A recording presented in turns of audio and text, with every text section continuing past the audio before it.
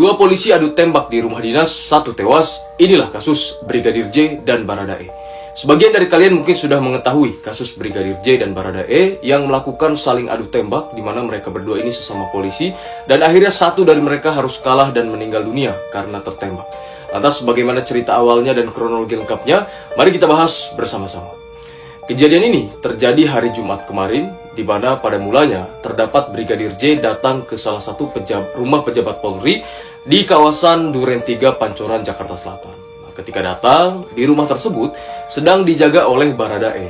Nah, karena terjadi suatu kekacauan dan ada teriakan juga di rumah itu, akhirnya Baradae kemudian menghampiri Brigadir J dan menanyakan apa tujuan Brigadir J datang ke rumah ini. Belum selesai pertanyaan dan perdebatan itu, Brigadir J langsung mengacungkan senjata dan melakukan penembakan terhadap Baradae. Namun karena sigap, Baradae langsung menghindar dan tidak terkena atas tembakan yang dilontarkan oleh Brigadir J.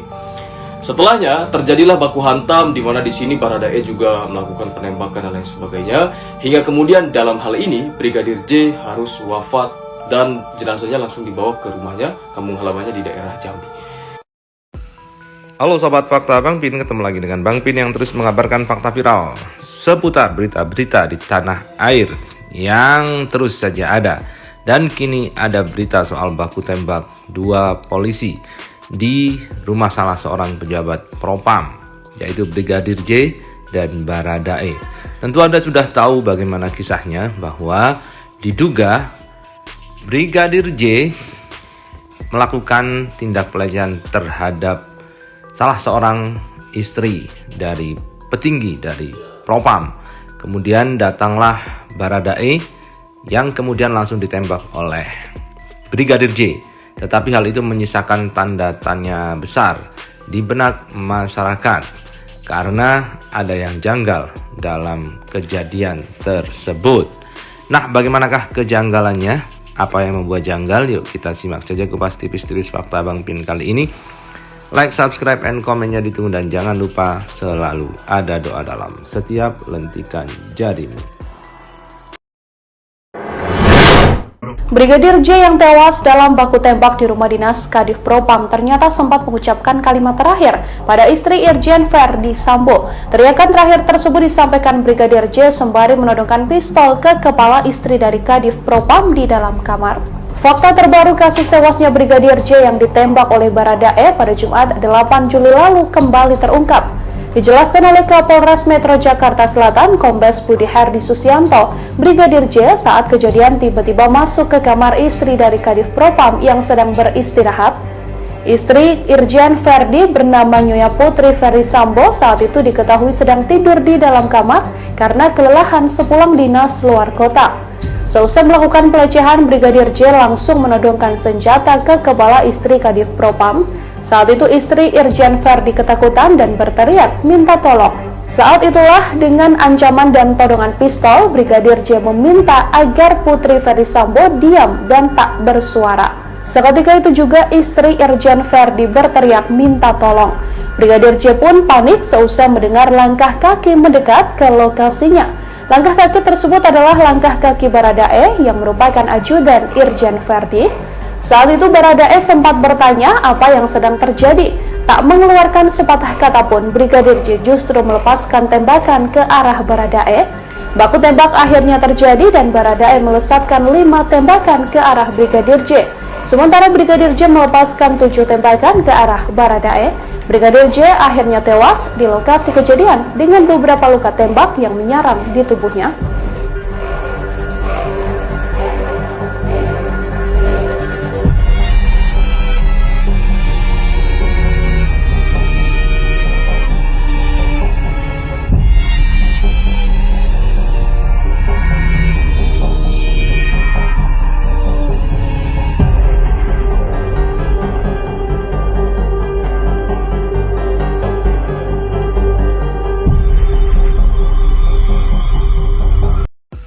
Tak pelak peristiwa itu membuat banyak orang bertanya-tanya dan mengungkap beberapa kejanggalan dari peristiwa baku tembak tersebut, seperti diungkap oleh akun TikTok ini.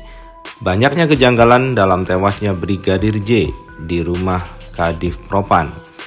Kesan menutup-nutupi sampai beda keterangan antara polisi dan keluarga membuat hal ini dinyatakan janggal.